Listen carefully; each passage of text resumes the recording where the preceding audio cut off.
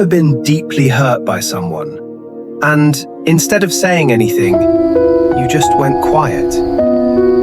Maybe they said something that stung.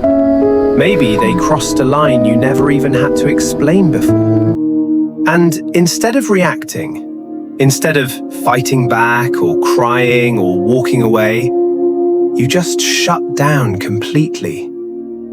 You kept your face calm. You answered if they spoke to you. You carried on. But something inside you closed, and the silence you gave them felt heavier than any words could have been. If you know that feeling, you may have wondered something before. Why do some people go completely silent when they're hurt?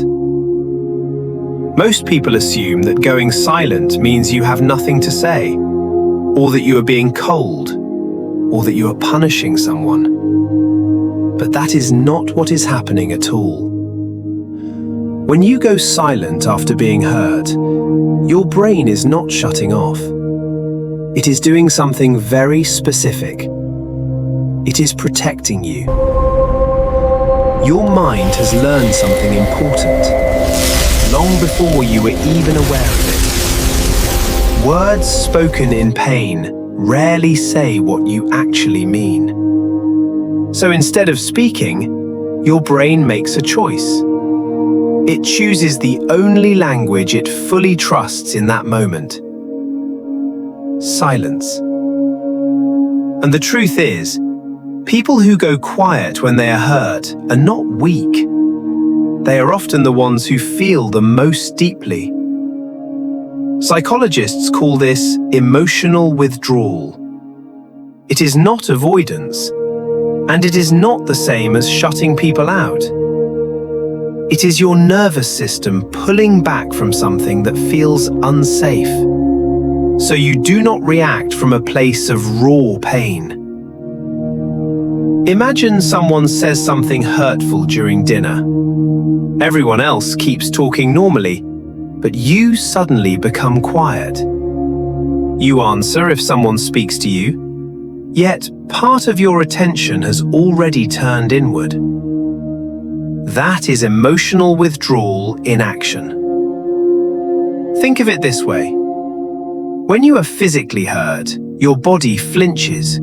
It pulls away from what caused the pain. Emotional withdrawal works the same way. Your mind pulls inward.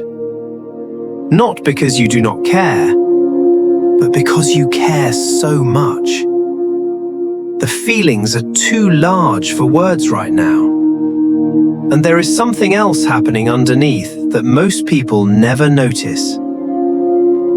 People who go silent when they are hurt usually have a very high level of emotional awareness. They know it almost instinctively.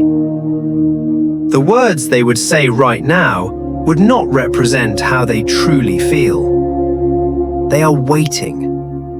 Not because they have nothing to say, but because they are searching for the words that are actually true. We will come back to that in a moment, because once you understand what is really driving the silence, it changes how you see this part of yourself completely. But there is another layer to this that most people never fully understand. The silence is not just about the moment. It is about your history. People who go quiet when they are hurt often learn something painful at some point in their life. Expressing pain did not lead to comfort. Maybe when you were younger, showing that you were hurt led to more conflict, or your feelings were dismissed, or you were told to stop overreacting. And somewhere along the way, your mind made a quiet decision. If the words do not help, keep them inside. There are usually 3 patterns you will recognize in yourself. The first is that you pull away physically. You do not storm off dramatically.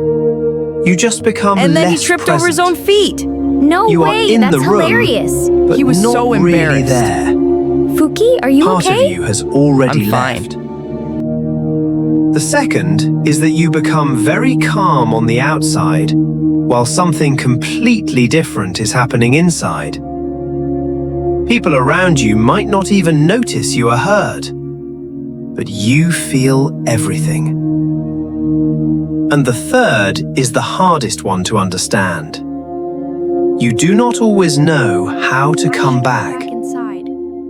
The silence starts as protection, but sometimes it continues because you do not know how to reopen something that closed so quietly.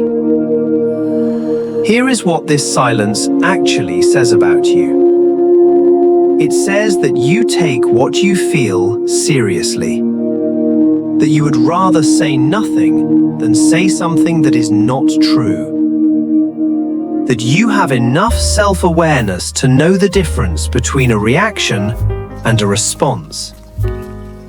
That is not a flaw. That is one of the rarest forms of emo. Hi everyone, welcome back to Psychology with Fooki. If you enjoy learning about the mind, hit subscribe. New videos every week. Thanks for watching, see you soon.